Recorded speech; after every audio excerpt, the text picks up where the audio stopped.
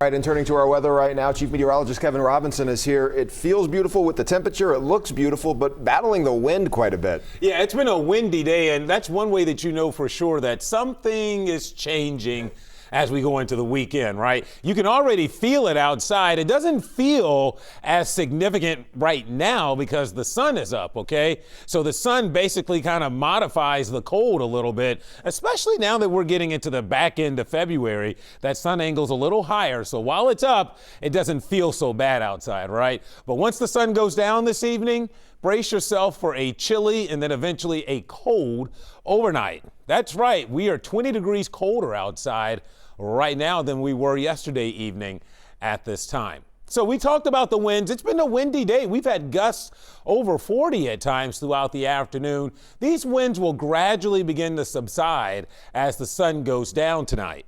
Look at these temperatures. Very different look and feel than the 60s we had of yesterday. In fact, no one in the 60s out there right now. The warmest spot is Maysville at 51. The coldest is Oxford up here at 38 and then 37 respectively in Connersville. So with west winds through the rest of the night, these temperatures are going to fall pretty quickly as the sun goes down. In fact, I think by mid to late evening, most of us are in the 30s, so you will feel it. If you have plans out tonight, dress for winter again.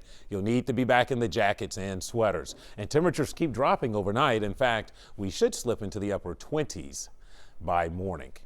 So it's chilly tonight, but it gets even colder over the weekend. And that cold is going to spill at least into early next week. What type of cold are we talking here? Well, by the time we get to Sunday, it will feel like it's in the mid-teens all day with brisk winds. So that's the type of cold we're thinking in terms of returning. And by Monday morning, wind chills will likely be down into the single digits.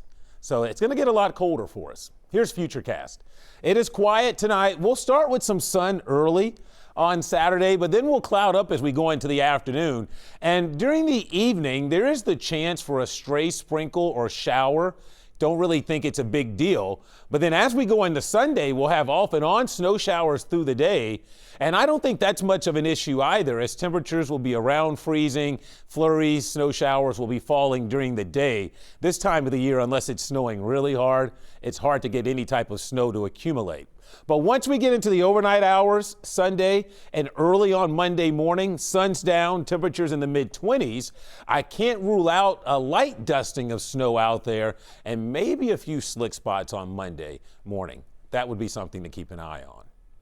For now, though, 47 degrees. It already feels like it's closer to 40 with the wind. Eventually, we get down to 29 tonight as those skies stay mostly clear.